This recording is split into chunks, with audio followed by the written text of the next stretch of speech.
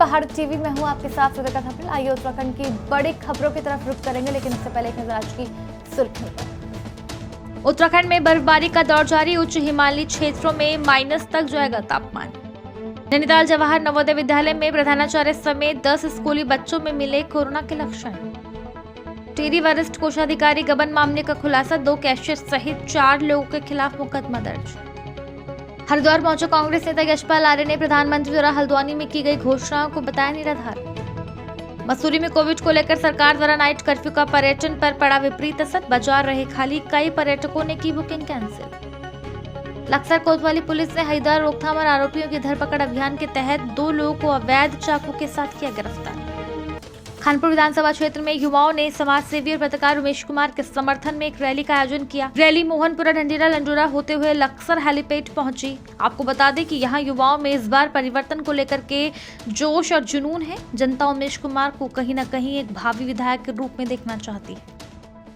Kaljikhal block के नलई गांव में संचार सुविधा नहीं होने से ग्रामीणों को परेशानियों का सामना करना पड़ रहा है। ग्रामीणों का कहना है संचार सुविधा की समस्या से निजात दिलाने के लिए जनप्रतिनिधियों से लेकर प्रशासन तक कई बार गुहार लगाई जा चुकी है, लेकिन ग्रामीणों की समस्या आज तक हल नहीं हो पाई है। नलई गांव के स्थानीय ग्रामीण कोमल सिंह नेगी ने बताया कि गांव में पिछले लंबे समय से संचार सुविधा न होने से ग्रामीणों को फोन करने के साथ ही ऑनलाइन कार्य करने में भी भारी दिक्कतों का सामना करना पड़ रहा है।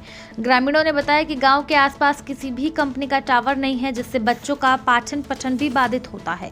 बच्चे ऑनलाइन क्लास में हिस्सा नहीं ले पाते हैं। उन्होंने कहा कि एक और मोदी जी डिजिटल इंडिया की बात कर रहे हैं, लेकिन गांव में संचार सुविधा की समस्या से लोग बहुत परेशान हैं। बताया कि राज्यसभा सांसद अनिल बलूनी से भी समस्या के हल की गुहार लगाई गई है। आम आदमी पार्टी के गंगोत्री विधानसभा के प्रत्याशी और उत्तराखंड के मुख्यमंत्री के चेहरे कर्नल अजय कोछियाल के नेतृत्व में कल गंगोत्री विधानसभा क्षेत्र के भटवाड़ी में विशाल रैली के साथ एक विशाल जनसभा हुई, जिसमें हजारों की भीड़ जमा हुई और सैकड़ों लोगों ने आम आदमी पार्टी की सदस्यता ली। वहीं इस रैली में भीड़ के जोश को देखते हुए कर्नल कोछियाल ने भाजपा और कांग्रेस पर जमकर निशाना साधा। कर्नल कोछियाल का कहना है कि इन दोनों पार्टियों ने आज तक यहाँ के जनमानुष को लोक लुभाने वादे और सपने दिखाकर छलने का काम किया है, जो कि यहाँ के लोगों के साथ किसी बड़े धोखे से कम नहीं है। साथ ही उन्होंने गंगोत्री विधानसभा क्षेत्र को अपनी कर्मभूमि बताकर यहाँ के लोगों का दिल जीतने की कोशिश करी है। साथ ही उन्होंने दिल्ली की तर्ज पर मुफ्त बिजली, मुफ्त पानी, युवाओं और महिलाओं को भत्ता देने के वादे भी किए हैं। उत्तराखंड के काशीपुर पहुंचे टिकैत की गर्माहट साफ नजर आई, जहां उन्होंने अपनी टीम के साथ गुलाब अमृतसर छोले कुलचे खाते हुए कहा कि कुछ नेता अन्न पैदा करने वाले किसानों को खाते हुए देखकर जाने क्यों जलन और हसद रखते हैं। दुनिया को अन्न पैदा कर खिलाने वाले किसान जब सड़कों पर बैठकर खाता है तो इनके पेट में दर्द क्यों होता है। किसान देश के लिए लड़ेगा तो कभी भी डोसा बर्गर खाएगा तो कभी छोले कुलचे। इस दौरान उन्होंने ये भी कहा कि काशीपुर समेत उत्तराखंड के किसानों पर जो अत्याचार सरकारों ने किया है, उसके लिए उत्तराखंड की राजनीति को गरमाने का वक्त आ गया है। उन्होंने ये भी कहा कि उत्तराखंड में लगातार हो रहा पहाड़ों से पलायन बहुत गंभीर विषय है। अगर यूं ही पहाड़ खाली होते रहेंगे तो देश की सुरक्षा के लिए बड़ा खतरा पैदा हो जाएगा। इसके लिए संसद में बैठे लोगों को मंथन करना चाहिए।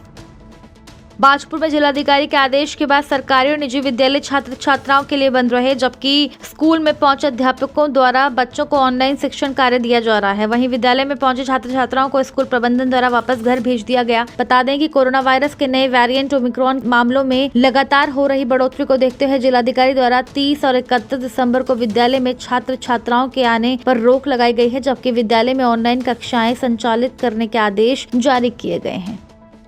रात हमें सूचना मिली कि जिलाधिकारी महोदय के आदेशानुसार 30 और 31 तारीख में ऑनलाइन कक्षाएं चलाई जाएंगी।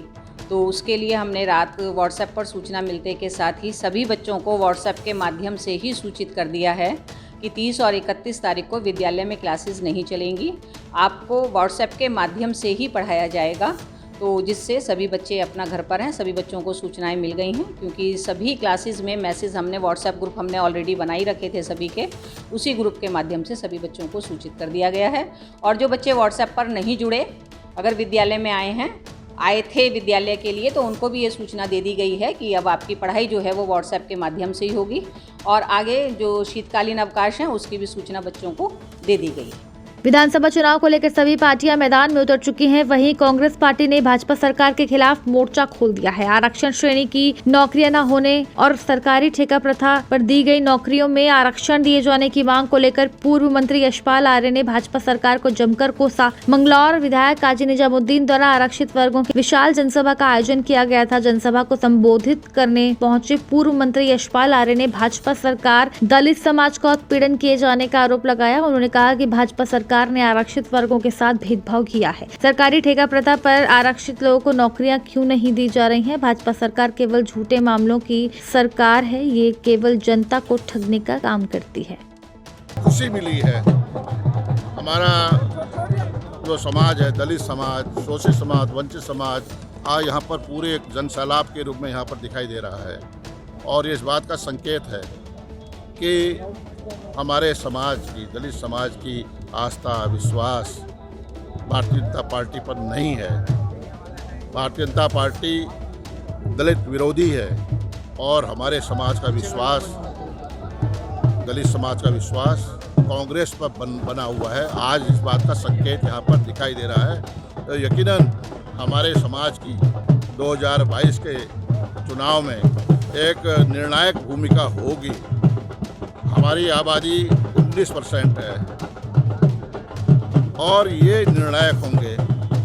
मन बन चुका है बदलाव का और जिस तरह से हमारे समाज की उपेक्षा हुई है, अनदेखी हुई है, जो हमारे कार्यक्रम थे, जो हमारी योजनाएं थी, कांग्रेस के कार्यकाल में जो योजनाओं की शुरुआत हुई थी, उसको ठंडे बस्ते में डालने का काम भारतीय जनता पार्टी की सरकार ने किया है। तो मेरा मत है, जो मैं देख रहा हूँ कि माहौल वो कांग्रेस के पक्ष में है। भारतीय स्टेट बैंक ग्रामीण स्वरोजगार प्रशिक्षण संस्थान उत्तरकाशी के द्वारा उत्तरकाशी जनपद के गेवला में आयोजित 10 दिवसीय प्रशिक्षण शिविर प्रमाण पत्र वितरण के साथ संपन्न हुआ। प्रशिक्षण में राष्ट्रीय ग्रामीण आजीविका मिशन से जुड़े 8 स्वयं सहायता समूह की 34 महिला सदस्यों ने प्रशिक्षण प्राप्त किया। प्रशिक्षण समापन समारोह के मुख्य अतिथि और ग्राम प्रधान सोनिका रावत ने संस्थान का आभार जताया और कहा कि ग्रामीण क्षेत्रों में परंपरागत तरीकों से कई लोग खेती का कार्य कर रहे हैं, जो कि अब प्रशिक्षण उपरांत नए कौशल के साथ इस कार्य को स्वरोजगार में अपनाकर अपनी आजीविका में वृद्धि कर सकते हैं। मेरा नाम साक्षी, यहाँ पे ग्रामीण स्वरोजगार प्रशिक्षण संस्थान आरसीटी द्वारा यहाँ पर हमारे यहाँ पर प्रशिक्षण दिया जा रहा है और यहाँ पर इस प्रशिक्षण में अचार, पापड़, जूस इत्यादि चीज़ें बनाई जा रही है। इस चीज़ से हमारे यहाँ पर प्रशिक्षण दिया जा रहा है और यह प्रशिक्षण सीखने के बाद हम अपना स्वरोजगार खुद शुरू कर सकते हैं। और यहाँ पर आरसीटी ग्रामीण बैंक द्वारा यहाँ पर जो ऋण भी दिया जा रहा है, इस तरीके से इस ऋण को लेके हम अपना स्वरोजगार स्टार्ट कर सकते हैं। और आरसीटी का यहाँ पर बहुत धन्यवाद कि इन्होंने हमारे यहाँ पर प्रशिक्षण करवाया। Training coordinator SBI RSETI Uttarkashi, हमारे संस्थान द्वारा यह जो प्रशिक्षण है ये 21/12/2021 से 30/12/2021 तक यह 10 दिवसीय अचार, पापड़, मसाला मेकिंग प्रशिक्षण था, जिसमें हार्ड स्किल के साथ साथ इनका उद्यमिता कौशल विकास पर भी फोकस इस प्रशिक्षण के दौरान किया गया, जिसमें कि मार्केट सर्वे, बातचीत करने की प्रभावी कला एवं विभिन्न ऐसी गतिविधियाँ जिससे हमारा सर्वांगीण विकास हो। इस तरह से इस प्रशिक्षण को, इसका कोर्स मॉड्यूल तैयार किया गया था, जो कि भारत सरकार की NIR नेशनल एकेडमी रूट सिटी द्वारा ये जो प्रोग्राम हमें बनाया जाता है। और ग्राम गेवला में विभिन्न ऐसी महिलाएं जो कम पढ़ी लिखी हैं, जो समूह से जुड़ी हुई हैं, जो अपनी आजीविका में सुधार लाना चाहती हैं, ऐसी महिलाएं इस प्रशिक्षण में सम्मिलित हुई हैं। नमस्कार, मेरा नाम हृदय कमल है। मैं भारतीय स्टेट बैंक प्रशिक्षण संस्थान उत्तरकाशी का डायरेक्टर हूं और ये ग्राम गेवला ब्लॉक डुंडा में हमारे द्वारा एक प्रशिक्षण आयोजित किया गया था अचार पापड़ में मसाला मेकिंग के लिए, जिसमें इस ग्राम की विभिन्न 8 समूह की करीब 34 महिलाओं ने भाग लिया और जिन्होंने 10 दिन तक जो है इसमें अच्छे से भाग लिया है। और हम आशा करते हैं कि इन लोगों ने जो यहाँ ट्रेनिंग ली है इसके माध्यम से ही अपना स्वरोजगार को अपनाएंगी और इनकी आजीविका का साधन एक बढ़ेगा। इसी विश्वास के साथ इसमें हमारे मास्टर ट्रेनर ने भी 6 दिन द्वारा ट्रेनिंग दी गई है, हमारे फैकल्टी द्वारा भी दी गई है और इसके साथ ही हम इनका 2 साल तक लगातार फॉलोअप भी रखते हैं कि हमने जो इनको ट्रेनिंग दी गई, यदि इनको कुछ कार्य करने में असुविधा हो रही है, संबंधित विभाग से कुछ इनको समस्याएं हैं, उसके समाधान में भी हम इनके लिए सहयोग करेंगे। और जो इनको यदि किसी बैंक से इनको क्रेडिट लिंकेज में कोई समस्या आती है उसमें भी हमारा इनको सहयोग रहेगा। तो इसी के साथ जो हमने इनको ये ट्रेनिंग दी गई है और हम आशा करते हैं कि इस ट्रेनिंग के माध्यम से ये अपना रोजगार करवाने में सफल हो पाएंगे। मसूरी में नए साल के जश्न को लेकर प्रशासन और पुलिस द्वारा भीड़ को नियंत्रित करने के लिए प्लान बनाए गए, लेकिन शुक्रवार को एकाएक मसूरी के मुख्य पिक्चर पैलेस और लाइब्रेरी बस स्टैंड से 2 किलोमीटर नीचे पेट्रोल पंप से परिवहन निगम की बसों को संचालित करने उच्च अधिकारी को निर्देश जारी कर दिए हैं, जिस मसूरी में यात्रियों को भारी परेशानियों का सामना करना पड़ा। वहीं पर्यटकों को और लोगों को अपने सामान के साथ 2 किलोमीटर पैदल चलकर मसूरी शहर आना जाना पड़ा। वहीं कई लोग तो वापस देहरादून चले गए। लोगों ने बताया कि पेट्रोल पंप से मसूरी 2 किलोमीटर की दूरी पर है और टैक्सी चालक द्वारा प्रति सवारी का 50 से 100 रुपए मांगा गया। तो वहीं कई लोग मजबूरी में टैक्सी से मसूरी पहुंचे। लोगों का कहना है कि न तो प्रशासन और न ही पुलिस के पास मसूरी में नए साल में लोगों की संभावित भीड़ को नियंत्रित करने के लिए कोई ठोस एक्शन प्लान है जिससे कि लोगों को सुविधाएं उपलब्ध कराया जा सके। वहीं कुर्सियों में बैठे अधिकारी मात्र काल्पनिक तौर पर सारे प्लान तैयार कर देते हैं, जिसका खामियाजा आम जनता और पर्यटकों को भुगतना पड़ता है। उत्तराखंड शासन महानिदेशक सूचना और संपर्क विभाग के महानिदेशक रणवीर सिंह चौहान ने 10 अतिरिक्त सूचना अधिकारियों को एक जनपद से दूसरे जनपद में भेज दिया है, जिसमें गोविंद सिंह बिष्ट का बागेश्वर तबादला कर दिया गया है। अब हल्द्वानी मीडिया सेंटर की जिम्मेदारी ज्योति सुंदरियाल संभालेंगे। गिरजा जोशी को अल्मोड़ा की जिम्मेदारी सौंपी गई है। रजनीश राणा को जिला सूचना कार्यालय देहरादून की जिम्मेदारी सौंपी गई है। वीरेंद्र सिंह राणा को जिला सूचना कार्यालय पौड़ी गढ़वाल की जिम्मेदारी सौंपी गई है। जानकी देवी को उत्तरकाशी की जिम्मेदारी सौंपी गई है। रतिलाल को रुद्रप्रयाग, भजनी का टीरी गढ़वाल, रविंद्र सिंह को पिथौरागढ़ और सुरेश कुमार को चमोली के जिला सूचना कार्यालय की जिम्मेदारी सौंपी गई है। विश्व प्रसिद्ध गंगोत्री यमुनोत्री से उत्तराखंड की देश दुनिया में पहचान है, लेकिन यहाँ कई ऐसे पर्यटन स्थल हैं जो पर्यटकों की नजरों से दूर हैं। इन पर्यटन स्थलों की खूबसूरती देखते ही बनती है। वहीं तीर्थाटन के साथ ही अब सरकार का साहसिक पर्यटन को बढ़ावा देने पर जोर है। बुग्याल, बारसू, हर्षिल नए साल के लिए पर्यटक स्थलों में पर्यटक मौसम का भरपूर आनंद ले रहे हैं। नए साल के लिए पर्यटक खूब सारा आनंद उठा रहे हैं। पर्यटन ग्राम बारसू विश्व प्रसिद्ध दयारा बुग्याल का बेस कैंप है। यहाँ से दयारा बुग्याल की करीब 8 किलोमीटर ट्रैकिंग से पहुंचा जा सकता है। साथ ही बारसू गांव से 3 किलोमीटर की दूरी पर बरनाला टॉप स्थित है। गांव के समीप एक झरना है जिसके सौंदर्यकरण के लिए ग्रामीण लंबे समय से मांग कर रहे हैं, लेकिन अभी तक शासन प्रशासन की ओर से इसके सौंदर्यकरण के लिए कोई कदम नहीं उठाए गए हैं। धार्मिक स्थलों के लिए देश विदेश में विख्यात है। हर साल हसीन वादियों का दीदार करने देश विदेश से सैलानी यहाँ पहुँचते हैं। वहीं उत्तरकाशी जनपद में शासन प्रशासन सहित स्थानीय ग्रामीण अपने संसाधनों से शीतकालीन पर्यटन को बढ़ावा दे रहे हैं। दयार बुग्याल का बेस कैंप बारसू गांव में नए साल के लिए सभी होटल, होम स्टे और GMVN के गेस्ट हाउस की बुकिंग लगभग फुल हो गई है। साल तो बहुत संभावनाएं लग रही पर्यटकों के बढ़ने की। पिछले 1 हफ्ते से जो हमारा दयार रिजोर्ट के नाम से होटल है यह पूरा बुक है और 31 तारीख तक एडवांस बुकिंग है पूरी और काफ़ी लोग जो आ रहे हैं। संभावना ऐसा है कि थोड़ा और बर्फबारी हो जाए तो काफ़ी लोग बढ़ेंगे और ये सुखद अनुभव है हम सब लोगों के लिए। यहाँ पर इसके पीछे कई लोगों की रोजी रोटी है। ये सामने पर देख रहे हैं घोड़े खच्चर वाले, हमारे गांव में तो 60-70 तो घोड़े खच्चर है, कोई गाइड है, कोई पोर्टर है।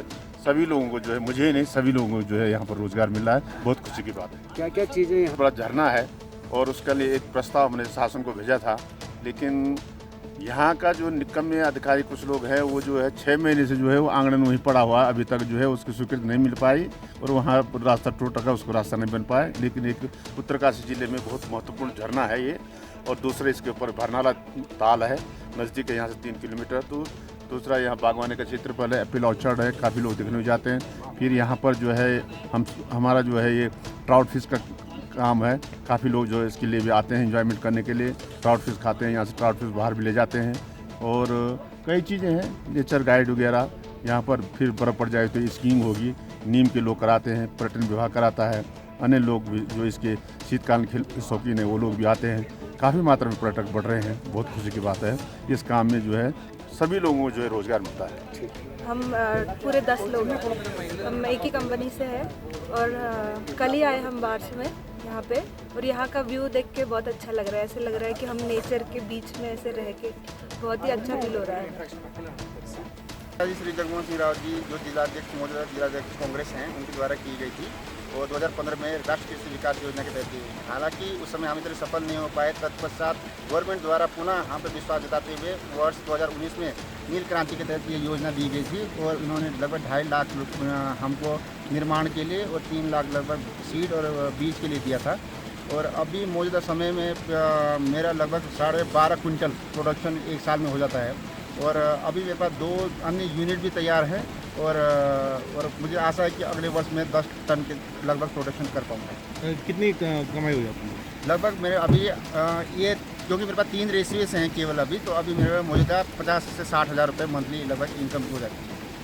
ट्राउट ये बहुत ही लाभदायक बिजनेस है। ये इतना हजारस नहीं है लेकिन लेबर इंटेंसिव है, लेकिन ये बहुत टेक्निकल काम है और इसकी बारीकियों को जानना पड़ता है और मुझे लगता है कि जहाँ जहाँ ठंडा पानी है वहाँ के लिए उपयुक्त है। इसमें इनकम अच्छी इनकम है क्योंकि इसका रेट भी बहुत अच्छा जाता है, क्योंकि लगभग हम लोग यहाँ पर 800 रुपये पर केजी के हिसाब से बेच रहे हैं। और स्वास्थ्य के लिए कितना लाभदायक है? स्वास्थ्य के लिए ये बहुत ही लाभदायक है क्योंकि ओमेगा 3 फैट इसमें प्रचुर मात्रा में पाया जाता है और जैसे एमवे जैसे ब्रांड जो फिश ऑयल बेचते हैं तो उनके लिए यदि ऐसे पेशेंट जिनको हार्ट डिजीज़ है वो अगर ये खाएँ तो डिप्रेशन वगैरह और कोलेस्ट्रॉल लेवल को घटाता है। लक्सर कोतवाली पुलिस ने हरिद्वार वरिष्ठ पुलिस अधीक्षक द्वारा चलाए जा रहे अपराध की रोकथाम और आरोपियों की धरपकड़ अभियान के तहत कार्रवाई करते हुए 2 लोगों को अवैध चाकू के साथ गिरफ्तार किया है। वहीं जानकारी देते हुए एसएसआई मनोज सिरोला ने बताया कि लक्सर में अवैध चाकू लेकर घूम रहे 2 लोगों को गिरफ्तार किया गया है, जो कि लक्सर क्षेत्र के ही शेखपुरी और केहड़ा गाँव के निवासी हैं। उन्होंने बताया कि अभियुक्तों के खिलाफ आर्म्स एक्ट के तहत मुकदमा दर्ज कर उन्हें न्यायालय के समक्ष पेश किया जा रहा है। सरोवर नगरी नैनीताल पहुंचे पुलिस महानिदेशक उत्तराखंड अशोक कुमार ने पुलिस उप महानिरीक्षक कार्यालय नैनीताल में मीडिया से रूबरू होते हुए कहा कि जघन्य अपराधों के निस्तारण के लिए दी जाने वाली इनामी राशि 27 वर्षों बाद बढ़ाई गई, जिसमें वरिष्ठ पुलिस अधीक्षक 20,000 रुपए तक इनाम दे सकते हैं, पुलिस महानिरीक्षक 50,000 तक का इनाम दे सकते हैं और पुलिस महानिदेशक द्वारा 2 लाख तक का इनाम दिया जाएगा। उन्होंने कहा कि वर्तमान में बढ़ रहे कोविड वेरिएंट ओमिक्रॉन के खतरे को लेकर समस्त जनता से अपील की है कि राज्य सरकार द्वारा सारी कोविड गाइडलाइन का अनुपालन करें और साथ ही पुलिस विभाग को भी निर्देशित किया है। तो समस्त देशवासियों को प्रदेशवासियों को नववर्ष की बधाई देता हूँ। साथ ही साथ मैं ये भी अपील करता हूँ कि नैनीताल और मसूरी टूरिस्ट प्लेस होने के नाते नए साल में यहाँ बहुत ज़्यादा ट्रैफिक की समस्या रहती है, तो कृपया करके हमने एक योजना बनाई है कि नैनीताल और मसूरी वही लोग हैं जिनके पास होटल की बुकिंग है। बाकी लोग आएंगे ना तो उनको बुकिंग मिलेगी, ठंड इतनी ज़्यादा है फिर उनको सड़कों में भटकना पड़ेगा और उससे ट्रैफिक जाम बढ़ेगा। तो ये हमारी अपील को सुनिए। दूसरा, देहरादून पुलिस ने भी और नैनीताल पुलिस ने भी अपने सोशल मीडिया पेज पे, उत्तराखंड पुलिस के पेज पे एक अपना ट्रैफिक प्लान जारी किया है, उसको देखते हुए यात्रा करें, नहीं तो फंस जाएंगे। हमने कोशिश किया कि कुछ वन वे बन जाए कई जगह पर, तो उसका पालन करें लोग बाग, तो उनको सुविधा होगी। खुद उत्तराखंड में कोरोना के नए वेरिएंट को लेकर सरकार द्वारा नई गाइडलाइन जारी की गई है, जिसमें रात 11 बजे से सुबह 5 बजे तक नाइट कर्फ्यू लगाया गया है। वहीं कोविड नियमों के तहत लोगों पर कार्रवाई भी की जा रही है। नए साल के जश्न को लेकर रात 11 बजे के बाद किसी प्रकार का कार्यक्रम आयोजित न करने के भी निर्देश जारी किए गए हैं, जिसका असर मसूरी और अन्य पर्यटन स्थलों पर साफ तौर पर देखा जा सकता है। नए साल से एक दिन पूर्व मसूरी में काफी भीड़ हो जाती थी, लेकिन इस बार कोविड के नए वेरिएंट ओमिक्रॉन को लेकर सरकार द्वारा जारी दिशा निर्देशों का असर देखा जा रहा है। मसूरी का मुख्य बाजार माल रोड पर भी पर्यटक काफी कम संख्या में नजर आ रहे हैं। जनपद रुद्रप्रयाग के अगस्त्यमुनि के उद्यान विभाग द्वारा 50 नाली भूमि पर 200 पौध माल्टा का लगाया गया था, जिसके बाद अब माल्टा पककर तैयार है, लेकिन विपणन की कोई व्यवस्था नहीं होने से माल्टा पक्षियों ने बर्बाद कर दिया। काश्तकारों का कहना है कि सरकार ने ए और बी ग्रेड के माल्टा का समर्थन मूल्य घोषित नहीं किया। सरकार की ओर से कोई खरीदारी नहीं है। काश्तकार की साल भर की फसल ए से सी ग्रेड दलाल 400 रुपए क्विंटल के भाव से ले जा रहा है। सरकार ने सी ग्रेड के माल्टा की दर 8 रुपए किलो घोषित करके पल्ला झाड़ दिया है। इस प्रकार सरकार काश्तकार की फसल को नीलाम कर रही है, उसे नहीं उठा पा रही है। काश्तकार का कहना है कि यदि 7 दिनों के अंदर समस्या का समाधान नहीं किया जाता है तो हमें मजबूरन मौन उपवास पर बैठना पड़ेगा।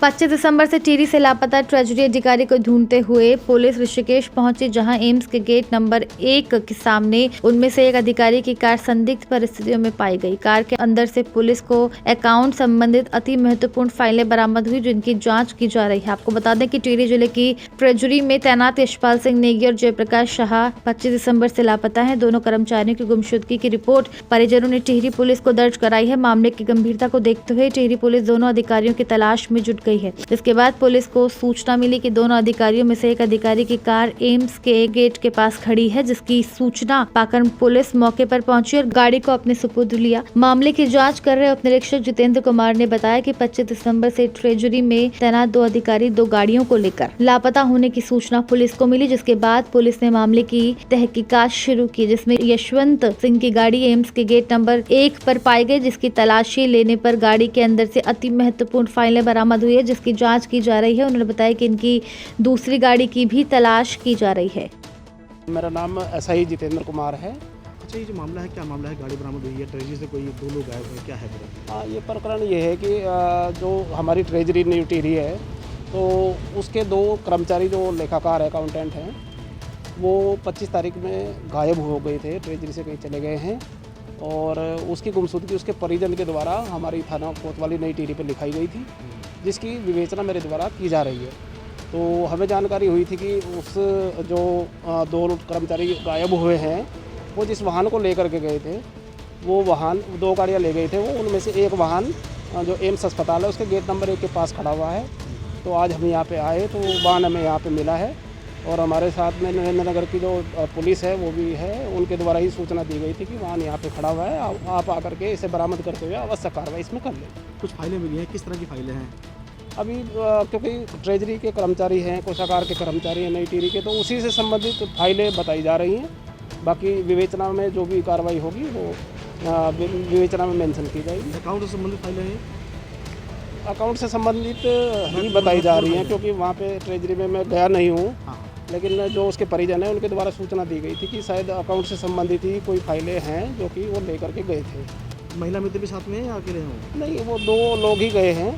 महिला साथ में है या नहीं है इसकी पुष्टि अभी नहीं हुई है। नाम क्या क्या है इनके जो है? एक जो 2 लेखा कर्मचारी हैं उनमें से एक का नाम यशपाल सिंह नेगी है और दूसरे का नाम जयप्रकाश शाह है। कोई फुटेज वगैरह देखी गई, फुटेज में भी दिखा होगा आपको? नहीं, अभी पुलिस इसमें हम लोग जांच कर रहे हैं, फुटेज भी देख रहे हैं, तो अभी तक किसी प्रकार की जो फुटेज पुष्टिकारक हो वो प्राप्त नहीं हुई है। प्रथम दृष्टि क्या लग रहा है इसमें? यही लग रहा है कि हो सकता है वो शनिवार को गए हैं, संडे की छुट्टी रही होगी, तो अपने किसी ऑफिसर को बताया हो और उसके बावजूद छुट्टी एंजॉय करने गए हों और कोई उनकी निजी कारण भी हो सकता है जिसके कारण वो अभी तक अपने ऑफिस नहीं लौटे, अपने घर नहीं लौटे। तो अभी इन्वेस्टिगेशन चल रही है, जांच चल रही है। जांच के बाद जो भी सामने आएगा वो आप लोगों को बता देंगे, अवगत करा देंगे। भाजपा सरकार में 4.5 साल कैबिनेट मंत्री रहने के बाद हाल ही में कांग्रेस में शामिल हुए यशपाल आर्य को प्रधानमंत्री नरेंद्र मोदी की घोषणा निराधार और चुनावी लग रही है। हरिद्वार पहुंचे कांग्रेस नेता यशपाल आर्य ने प्रधानमंत्री द्वारा हल्द्वानी में की गई घोषणाओं को चुनावी घोषणाएं बताया। यशपाल आर्य ने कहा कि आचार संहिता लगने से पहले की गई घोषणाओं का कोई औचित्य नहीं है। कांग्रेस के बागी नेताओं पर उन्होंने कहा कि 2017 में कांग्रेस छोड़कर बीजेपी में शामिल हुए नेता घुटन महसूस कर रहे हैं। नेताओं की भाव भंगिमा उससे साफ जाहिर होता है। राजकीय प्राथमिक विद्यालय सेलावन बंद किए जाने से ग्रामीणों का आक्रोश फूट पड़ा है। ग्रामीणों ने तहसील मुख्यालय बेरीनाग में आकर खंड शिक्षा अधिकारी कार्यालय में जमकर नारेबाजी की। खंड शिक्षा अधिकारी को ज्ञापन सौंपा। बताया कि 2 वर्ष पूर्व वहां पर तैनात शिक्षक के द्वारा ग्रामीणों से स्कूल बंद होने और यहां पर कम छात्र संख्या की बात कर बच्चों को अनियंत्र प्रवेश दिलाने और बच्चों की टीसी काटने का आरोप लगाया। पूर्व जिला पंचायत सदस्य जगदीश कुमार ने बताया कि शिक्षा विभाग के अधिकारियों और वहां पर तैनात पूर्व शिक्षक की मिलीभगत से स्कूल को बंद किया गया। इस स्कूल में 12 से अधिक बच्चे पढ़ते थे, लेकिन अभिभावकों और ग्रामीणों को झूठी बात फैलाकर स्कूल बंद कराने का आरोप लगाया। यदि शीघ्र बंद स्कूल फिर से नहीं खोला गया तो शिक्षा विभाग के खिलाफ आंदोलन करने की चेतावनी दी है। उत्तराखंड की बड़ी खबरों में केवल इतना ही। बने रहिए पहाड़ टीवी के साथ, देखते रहिए पहाड़ टीवी। धन्यवाद। है बेखौफ उम्मीद का रंग।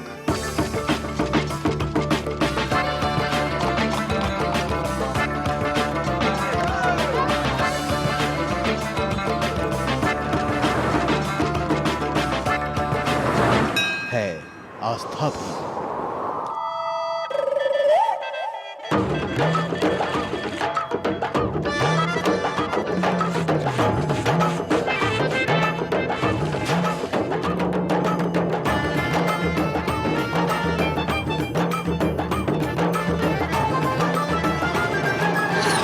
ये है मेरा उत्तराखंड।